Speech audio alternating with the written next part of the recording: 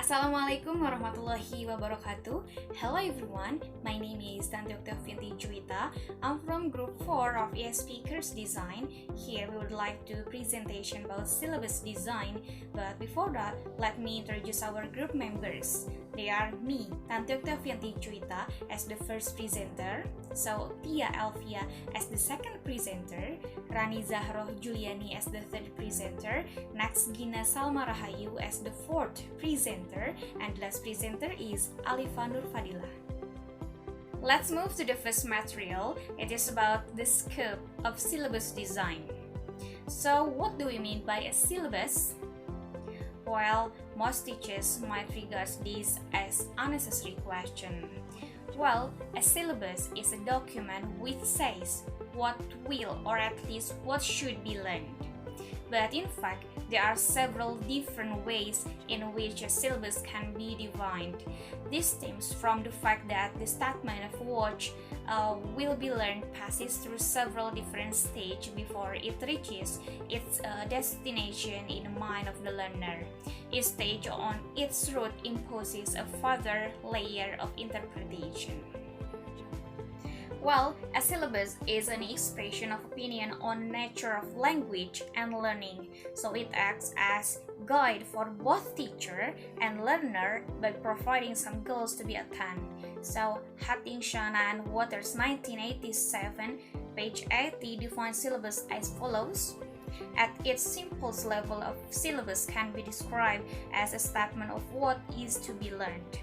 It reflects language and linguistic performance. This is a rather traditional interpretation of syllabus focusing on outcomes rather than process. So, however, a syllabus can be also seen as a quote summary of the content to which learners will be exposed, quote by Yelden 1987. It is seen as an approximation of what will be taught and that is cannot accurately predict what will be learned. And a language teaching syllabus involves the integration of subject matters and linguistic matters. Well, let's move to the next topic. It is about differences between syllabus and curriculum. Well, curriculum is wider term as compared with syllabus. Curriculum covers all activities and arrangement made by institution throughout the academic year to facilitate the learners and instructors, where a syllabus is limited to particular subject of particular class. So there is another opinion that syllabus design has been seen as subsidiary component of curriculum design. Curriculum is concerned with the planning, implementation, evaluation, management, and administration of education programs, where syllabus, on the other hand, focuses more narrowly on the selection and grading of content. Well, Kathleen 1984 suggests that curricula are concerned with making general statements about language learning, language purpose and experience, evaluation, and the role relationship of teachers and learners. So according to Kathleen, they will also contain banks of learning items and suggestions about how this might be used in class.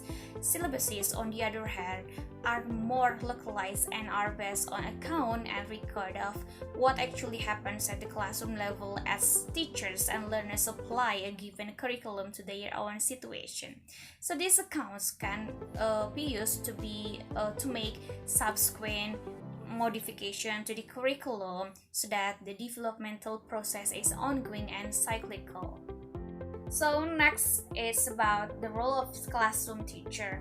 Well, Bell 1983 claims that teachers are in main consumer of the other people's syllabus. In other words, that their role is to implement their plan of applied linguists, government agencies, and so on. So while some teachers have a relatively free hand in designing the syllabus on which their teaching programs are based, more are like to be as well suggest consumers of other people's syllabuses. Well, according to John Manby 1978, it is important for the syllabus design to collect information on each of these components. 1. Participant. Alright, under this component is specified information relating to the learner's identity and language skills. This will include age, sex, nationality, mother tongue, command of target language, other languages, and so on. So it is therefore similar in some respect to the learner's analysis, which has already been described. 2. Purposes defined. Alright, this category refers to the purposes of which the target language is required. 3. Setting. Under this parameter, the syllabus design must be considered the environment in which the target language will be employed. 4. Interaction. Here, the syllabus designer need to consider the people with whom the learner will be interacting. So 5. Instrumentally. Well, instrumentally refers to the medium, whether the language is spoken or written, receptive or productive, and the mood, whether the communication is monologue or dialogue, written or spoken, to be heard or read, and the channel, whether the communication is face-to-face or indirect.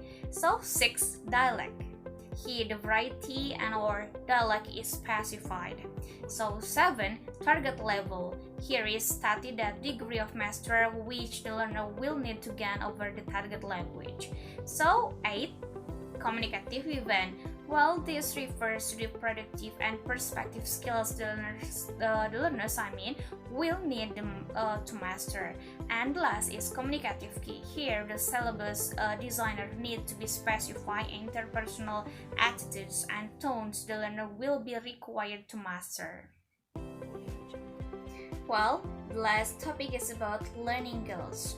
Alright, an important steps in development of language program is identifying learning goals. This will provide a rationale for the course of program.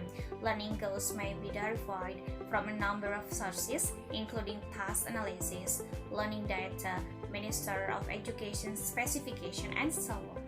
So the nature of courses of derived from syllabus specification, so the length of courses and many other factors will determine what is feasible and appropriate to set as goals, and will also largely dictate the types of communicative and pedagogic objective which are both appropriate and feasible for the educational system in question. Alright, that's all from me. Thank you very much for your attention. See you next time. Wassalamualaikum.